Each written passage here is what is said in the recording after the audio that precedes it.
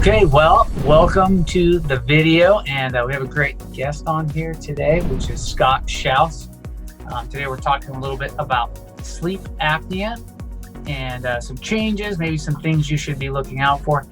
In the office, we see a lot of patients who we screen with breathing issues that are oftentimes related to bite issues and airway issues. So we've got Scott Schauss here with us. He's a PA at Intermountain Medical Center in Riverton, and he's been a great resource for us to refer patients to. They have a full sleep lab there, and they do a great job. So thanks for being on here. Scott, how's it going today? Good. Yeah, you bet. Glad to be here. Yeah, thanks for joining us. Tell the viewers a little bit about you and who you are. Yeah, so like Dr. Williams said, I'm a physician assistant working for the Intermountain Sleep Disorders Group. I've been a PA roughly for 7 years, and this is all I've been doing as far as my specialty goes is sleep. So ever since I graduated, born and raised in Indiana, I'm a Utah transplant, love it out here. Love the outdoors, the mountains. Live here. It's a little less humid, right? A little less humid, which I prefer. Absolutely. So, yeah. So I'm happy to be here and discuss such an important topic. Yeah. Well, cool. So, what are some signs or things? A lot of people just like clenching and grinding teeth, right? We find maybe a third to half of adults will do that during their lifetime, but a lot of people don't know, right? Yeah. And some people just kind of laugh and go, "Oh, Dad, he just snores a lot," or "Oh, Grandma, she snores." But that can be very unhealthy and very dangerous. So tell us what kind of things you see or what people should look for in screening for sleep apnea. So some of the red flags or clinical signs and symptoms that people should be made aware of. Snoring is absolutely one of them. Keep in mind, though, everyone will snore at some point in their life and to some degree. I guess where the snoring should become a concern is if it's loud and disruptive, and if it's oftentimes associated with pauses in breathing. Now, most of the time, people aren't aware that they are even snoring or pausing and breathing. It usually takes someone else to report that. Sometimes people, though, can wake themselves up from sleep and they feel short of breath. Maybe their heart is racing, they're sweating. That would be a clinical sign that you have not been breathing for a significant amount of time. So those are usually some red flags. Maybe you toss and turn a lot, or you wake up a lot from sleep, or maybe you have to go to the bathroom a lot, which can actually be a sign of sleep apnea. That was one I was going to ask you, because we get that all the time where, we'll ask patients, "Hey, how was your sleep?" And a lot of times it's kind of like, "Oh, it's okay," but a lot of times what they're saying is, well, they might be getting 8 hours, but it's very disruptive, Very and disruptive, they're still tired, fragmented. Yeah. And a lot of times they're like, "Yeah, I have to get up and urinate multiple times during the night," or I'll just wake up randomly. And a lot of times, we feel like they're probably gasping, stopping breathing, and their body's saying, "Hey, wake up, it's not good." Right. So what do you guys find with those kind of things? Kind of exactly what you said. I mean, their sleep quality is just very poor.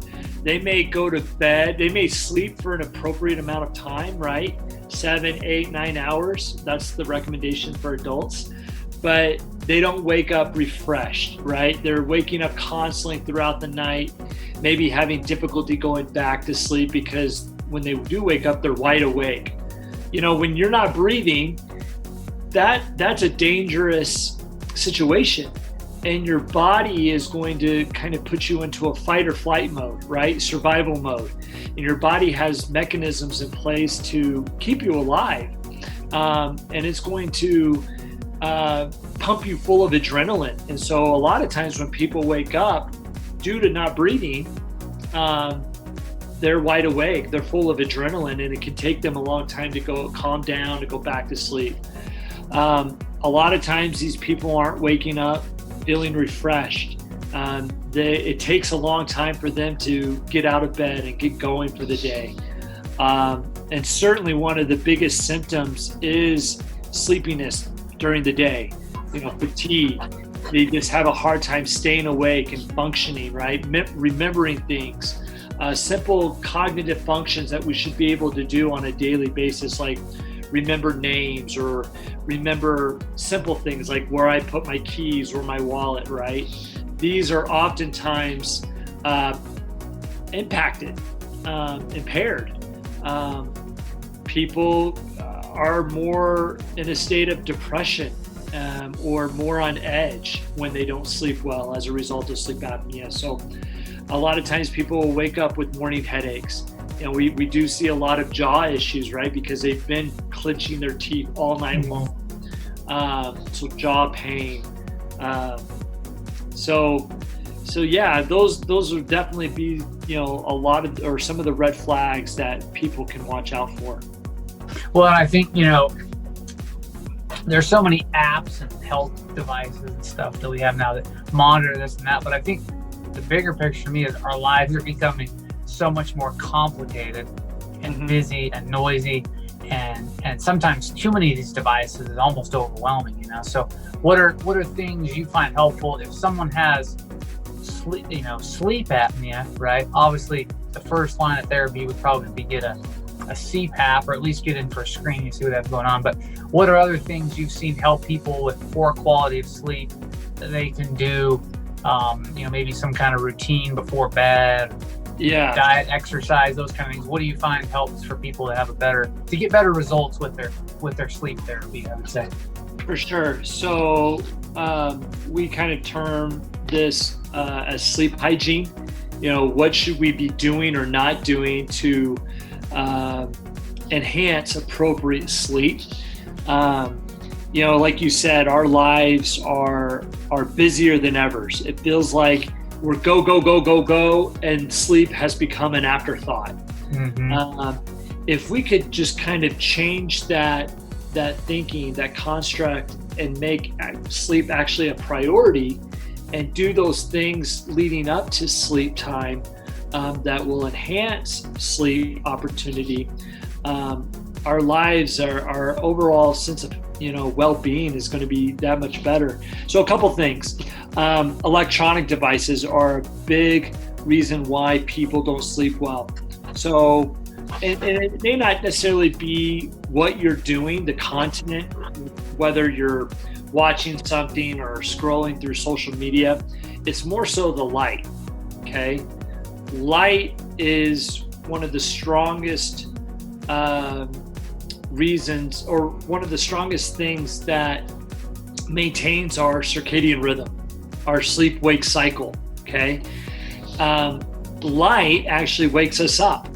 So if we have too much light or too much of the wrong kind of light at the wrong time of day, especially at night, then that could have the reverse effect of waking us up rather than getting us sleepy. So a lot of times we're going to recommend to people, you need to shut down electronics at least 1 to 2 hours before bed. If you can't, you need to implement some kind of filter that filters out the blue light, as we call it. And there's a lot of different apps or internal software from electronics that can do that. I know, for example, Apple iOS software has a blue light filter built into it. It's called the night shift mode. It can be really, really helpful. Other things to think about would be, to make sure not to drink caffeine, past 2 p.m. because that can actually impact your ability to have a good night's sleep. What do you mean? I don't know anybody around here who drinks diet soft drinks at all. Those aren't popular at all. No, not at all. We never drink those past 2. Right. And there's going to be people out there that say, oh man, I can drink a 44 ounce of Dr. Pepper or Diet Dr. Pepper an hour before bedtime, it'd be fine. Sure, right? But, majority of the people in society are going to have a hard time sleeping if that's the case.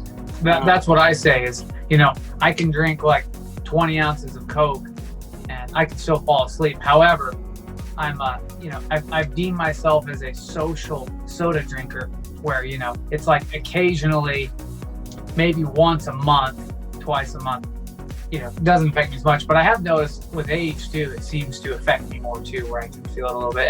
And if I were doing that every day, I would say that probably isn't healthy for a lot of reasons, those kind of things.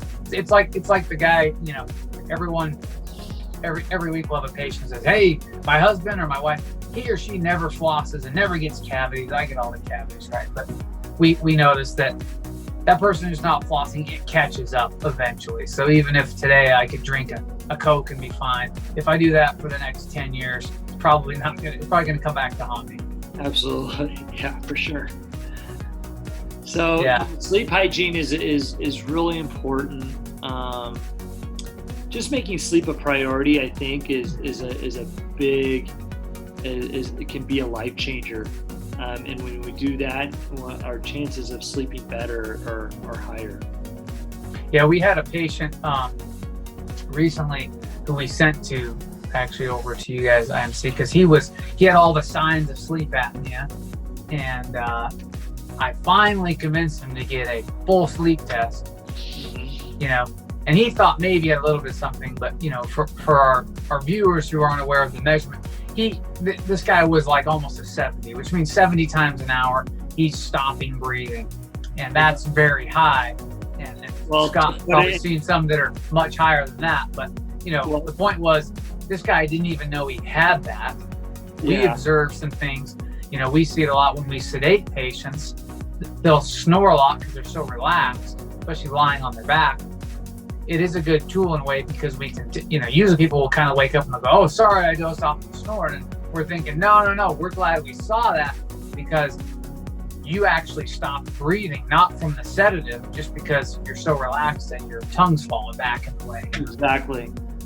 Yeah. So, no, and just to kind of piggyback off that on that example of how severe 70 is, just to put it in perspective, anything over 30 events per hour, and when I mean event, a breathing disturbance, anything over 30 is considered severe, and anything less than 5 is considered normal. So 70 is absolutely very severe. Just to kind of throw out some, well, not necessarily trivia, but what do you think the highest AHI is that I've seen? Man, I mean, it seems like a while ago, I don't know if it was you or somebody had like something that was like high 100, but I bet you've probably seen something over 200 before, right? So I've never seen 200, not quite that high. That'd be crazy. Those people are probably not living. Yeah. Okay. All right. Fair enough. The highest I've seen though is 160. Wow. Yeah. Crazy. That's a lot. That's a lot. That's like, at least 3 times a minute, right? I mean, almost, right? Almost. That's per hour. Yeah. And for at least 10 seconds. Yeah. Crazy. Because that's part of the criteria. So almost half the hour, half of that hour, they're not breathing, they're not getting enough air. Yeah, it's scary. That's a lot. So tell us about some improvements. A lot of people hate CPAP, but we know there've been some good improvements. Mask sizes seem to be getting more comfortable, more options. There's better units to clean the mask and things now. It seems like Utah, maybe we're in a drier environment. Hopefully that helps because maybe a little less humidity, but what kind of things are you guys seeing working well? What's the future of CPAP looking like for people who should be wearing a CPAP? Yeah, so CPAP has evolved tremendously in the 40 years roughly that it's been around. It's still a love-hate relationship, as I kind of explained it to my patients. It's not perfect, but it is, in conjunction with weight loss, it is the best therapy out there. It's like exercise and brushing our teeth, right? It's not necessarily exciting, but it works. It works, right? It's a proven method. The CPAP machines constantly get smaller, which I think people appreciate, right? It's a smaller footprint.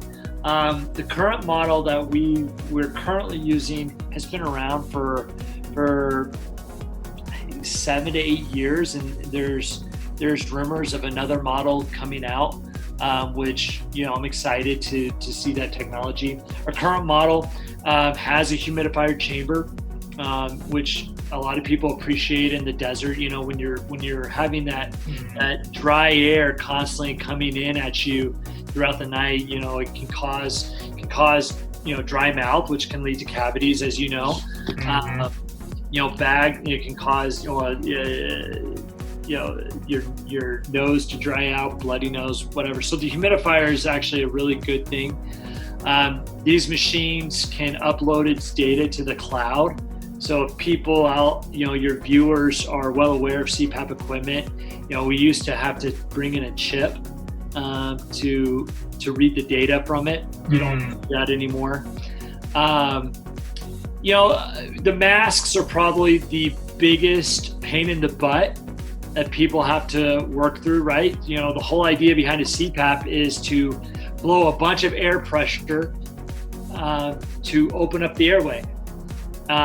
Obviously, you need a mask of some sort to maintain a seal to concentrate that pressure into the back of the throat, the airway. No mask out there is perfect in maintaining a seal. However, masks continually to get better. I find that those patients who, struggle with the mask interface and they give up on it, those are the ones who eventually come back and see me because they had a stroke or a heart attack, and their doctors at the hospital said, you have sleep apnea, you need to go get this treated.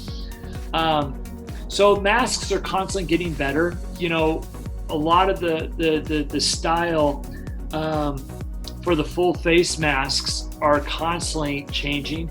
They're getting away from this style and going to a style that's underneath the nose that still covers the nostrils and mouth, which a lot of people like. They're getting away from masks that connect to the tubing out in front and connect on the crown of the head, which a lot of people like because the hose is getting out away from here to up here. Gotcha. That way you can have antlers instead of Darth Vader. Huh? Yeah, exactly. Yeah. Nice. So one of the things that I'm kind of excited about as far as sleep apnea therapy in general is a nerve stimulator that's implanted under the right clavicle.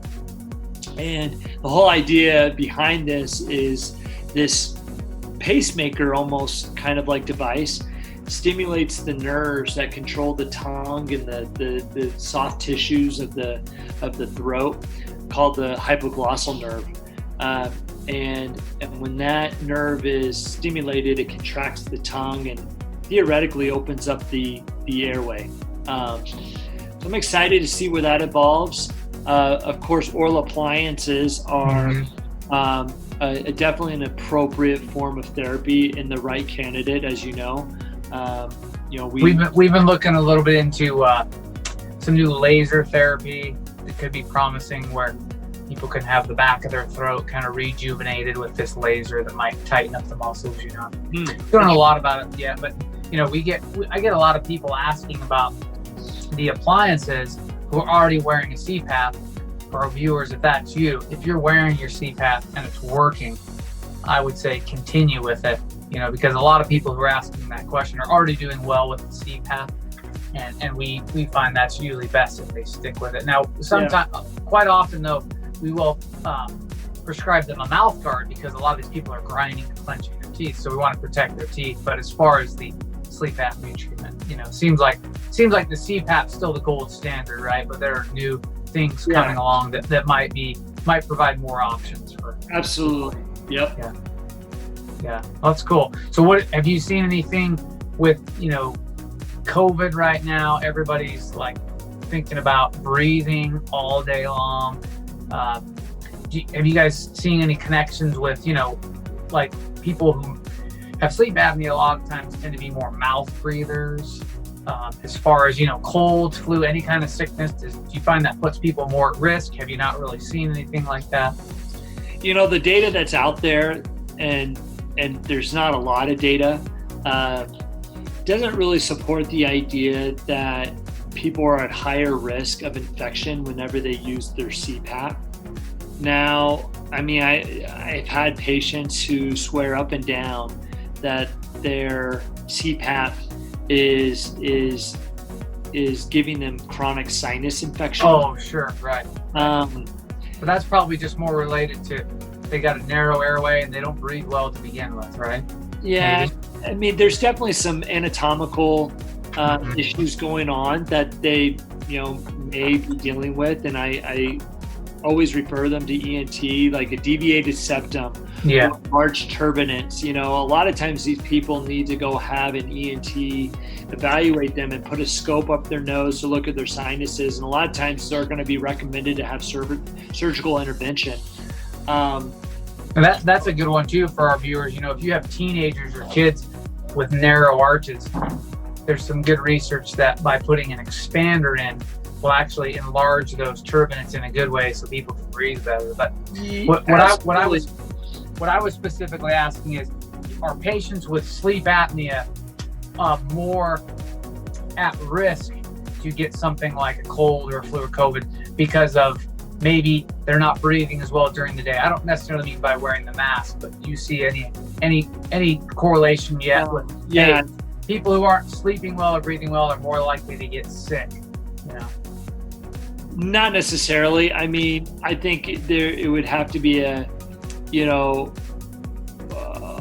look at the whole picture. Are these people, are there other comorbidities involved, right? Certainly if people have underlying asthma or other lung conditions such as COPD, they may be at higher risk. But I'm not aware of anybody who has sleep apnea that's going to be put at a higher risk for any upper airway or upper respiratory infections or lower respiratory infections such as pneumonia or COVID. Well, yeah, I keep saying, when all this shakes out, hopefully our cold and flu seasons are better, because wearing a mask is socially acceptable. If you have a cold now, you just wear a mask. Yeah, it would be interesting to see. And we wash our hands. We're more aware of washing our hands, Right. Like no, so hopefully it's big. But we find a lot is, a lot of people with asthma that also have sleep apnea, it just destroys their teeth and they get gum disease because they've got dry mouth for mouth breathing possibly, plus asthma, so they're using a steroid inhaler, which is drying their mouth out more, and those are pretty tough. So I like that, humidifier option people can put in those sleep masks to help offset some of that. A lot of times I find that people are mouth breathers as well because they have something going on up here.